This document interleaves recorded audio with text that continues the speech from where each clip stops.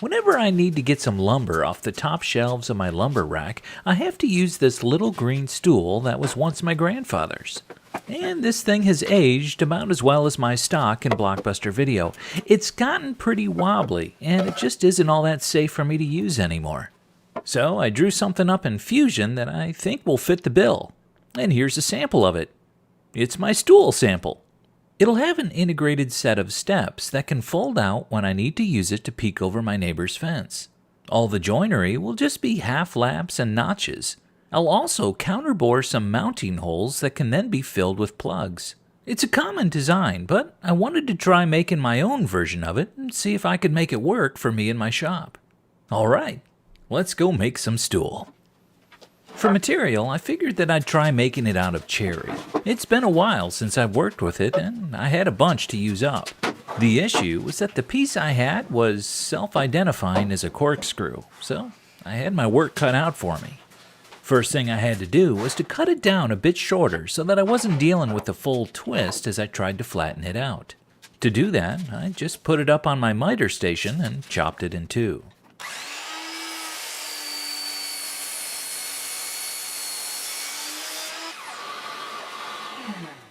And since it was too wide for my joiner, I used a bunch of wedges and a planer sled to get one side perfectly flat.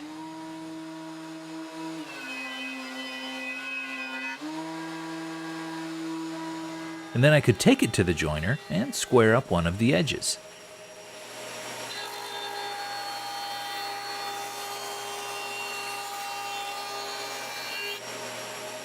Over at the bandsaw, I could re-saw the piece into two boards.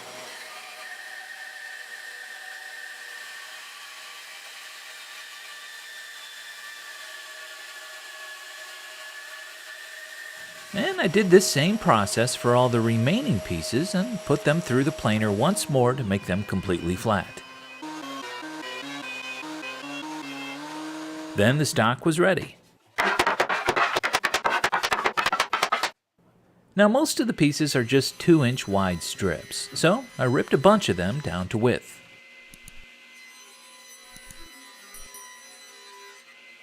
Over at the miter saw, I could adjust the angle of the blade by 10 degrees, and then I could cut the legs to their final length.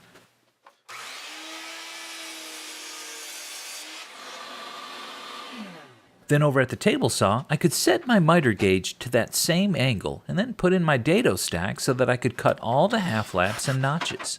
Each of the legs gets one cut in at the top, so I used my 1, 2, 3 blocks to quickly lay out where each one of those are supposed to go.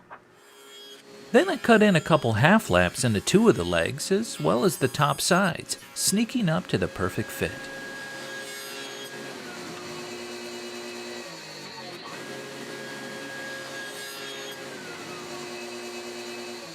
With those cut, I could reverse the angle of the miter gauge, switch to the other side of the blade, and then cut the 2 remaining legs and the other ends of the top sides.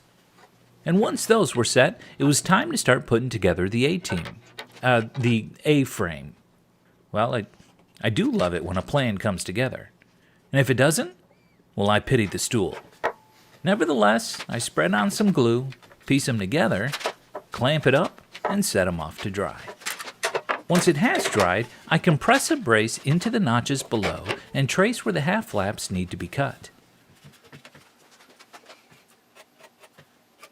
Then over at the table saw, I can chew away all that material so that it snaps into place just right.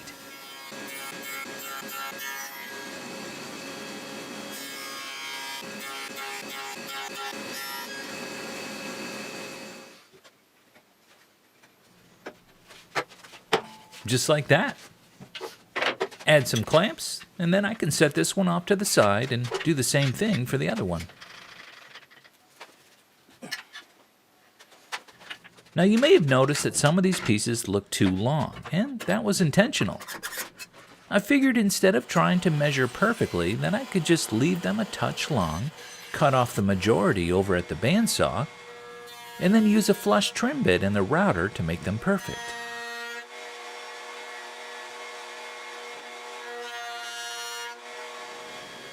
Next, each A-frame got the notches cut in that will be for the cross braces. Then I could cut all those to length over at the miter saw.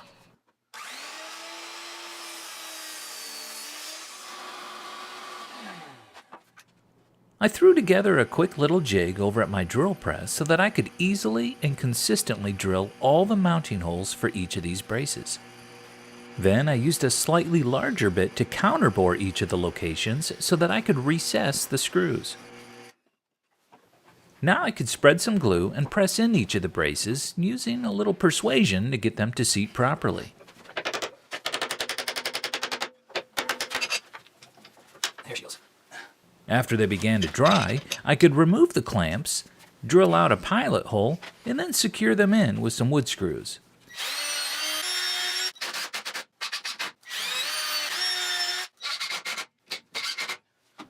And since the legs are at an angle, the top brace on either side needs its top edge to match it.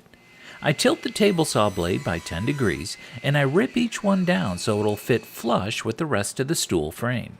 Then I can glue these into position, being sure to wear ear protection while I'm doing this, because of, how loud glue can be.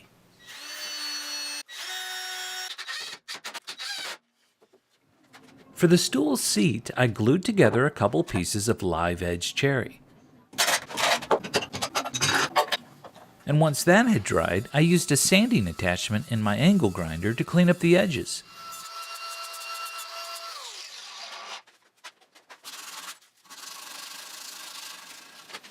I centered the top on the frame and then traced the position. From there, I could measure and mark just where the mounting holes needed to be drilled. At the drill press, I could poke those holes and then counterbore them just like I did with all the braces. Now I could line it back up onto the frame, clamp it in place, and then mount it on with some screws.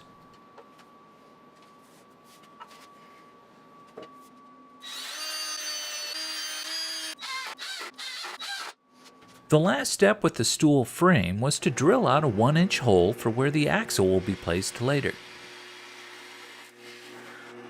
Now to make the steps that go inside. First off, I need to make a couple of stringers.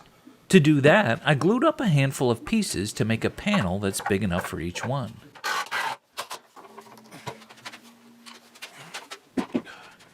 And once it had dried, I questioned my life choices while I spent the entire day sanding. Then I could cut them to length at the miter saw and to width over at the table saw. At this point, I measured and drew out what the stringers should look like onto a piece of MDF. See, I wanted to make a template so that I could easily make a second stool after my wife steals this one because it looks too nice to be in a, quote, filthy shop. And to get crisp, clean edges, I just temporarily glued on a piece of scrap and then used my flush trim bit and my router to follow it and leave a smooth cut.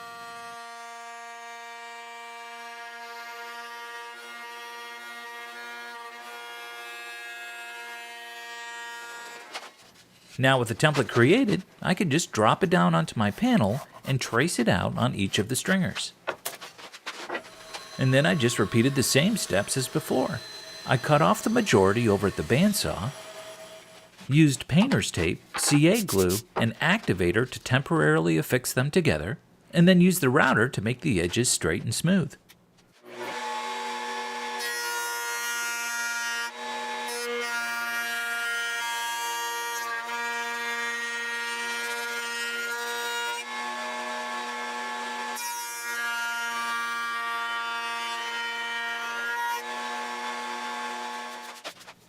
Using the template really made this simple and quick. And since I have the template made now, the next stool will come together even quicker.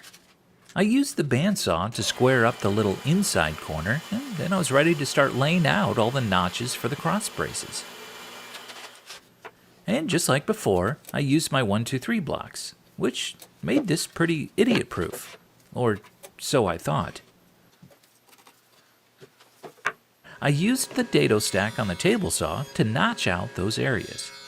Then I could bunch up all the cross brace pieces and cut them to length over at the miter saw. I drilled out all their mounting locations and counterbored the holes just like I did with the others, and then I could spread some glue and start to put them in place.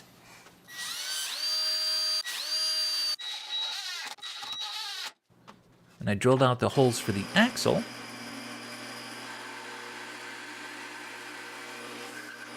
And then I could mount on the stair treads. And for those of you that were hoping I wouldn't do it, I still managed to find a spot for a flathead screw. Now it's time to see if this thing fits. I muscle in the axle and then I flip the stairs up. There's a spot that sticks out a bit, so I traced it and then I drew on a curve to act as a guide. I propped the piece up onto the belt sander and then I rounded off the corner up to the pencil line.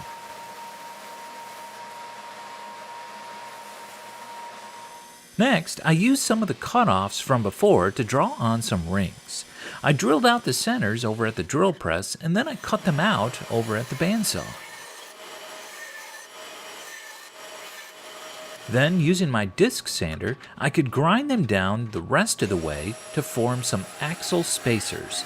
These will help keep the stairs centered within the stool. Now it was time to put it all together. I twisted the axle through the A-frame, put on a spacer, and then through the steps. I slid in another spacer and then pushed the axle out through the other side.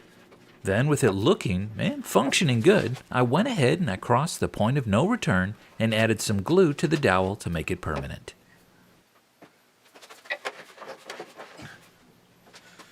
My neighbor's front door had some walnut trim that was only held on by some brad nails and glue. After I cut it down to size, I chucked it up into my drill and I could add a point and soften the edges over at the belt sander. Then, using a simple jig, I could quickly make the dowel that I need to plug all the screw locations. Now, to keep my saw from accidentally digging into the stool, I shimmed it up with a couple pieces of painter's tape on either side. Then I could start plugging away.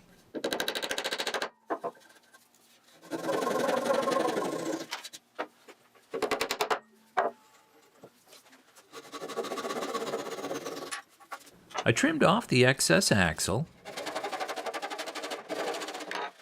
I sanded all the plugs.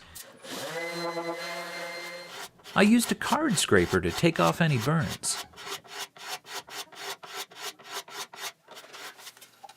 I filled any small gaps with some glue and sawdust.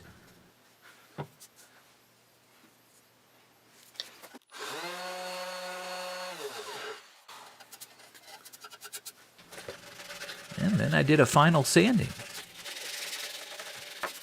Now I could put a finish on. For that, I decided just to go with a coat of Danish oil. It's super simple to apply, and it easily gets down into all the nooks and crannies. You don't have to worry about overdoing it, there's no sanding between coats, and it makes your shop smell wonderful.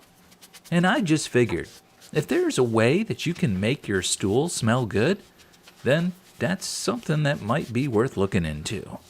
But the finish did go on real easy, and it really brought out the color of the cherry.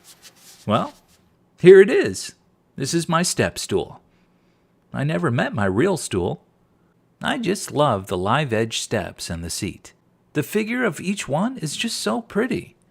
And those walnut plugs sure give a nice contrast. The half lap and dado joinery made this a pretty easy build, too. The pieces pretty much just snapped together. And I'm really glad I chose to make this out of cherry. I hadn't worked with it in a while, and boy, is it sure pretty. It's just so convenient that I can use it as a step ladder to reach high places, or fold up the stairs and just use it as a stool. It's been a great little addition to the shop. But my wife has been eyeballing it, and it might get relocated soon. Which means I'll have to make another one. But since the whole thing is made from 3/4 inch material, that would be pretty easy. In fact, I could make 3 of them from a single sheet of plywood. Now, if you'd like to try making one, I'll have very detailed step-by-step plans available on my website over at fishersshoponline.com, as well as many other plans for all kinds of other projects. Hey, if you feel I've earned it, please subscribe, give the video a like, and leave me a comment down below. Thanks so much for watching. Take care, and I'll see you next time. So I just finished cutting all the notches in my stringers and they're perfect, right? Wrong. These two line up, but this one, I am like an inch off. I don't know how I did that, but I measured completely wrong. So I don't know what I'm gonna do. I think I might just widen it out to account for the variance and then just put a wider brace in there. But it stinks. Dang it. Hey! Whew. Breaking into a sweat. Good Lord. Oh gosh. Oh no, it won't go in anymore. I gotta drill out the hole bigger. I gotta take it out. There's gotta be an easier way to take it out. Crap. Oh crap, crappy crap. Oh, this thing is so horrible. I can't get that in there. Alright, let's try a different one. Ooh, she's hot.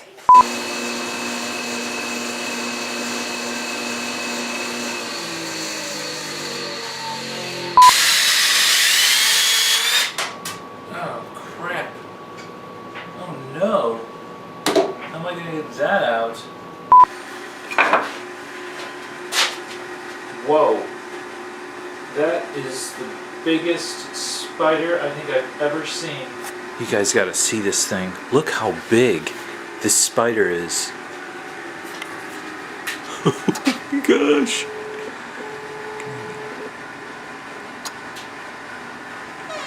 There is a huge spider here. Come look at him.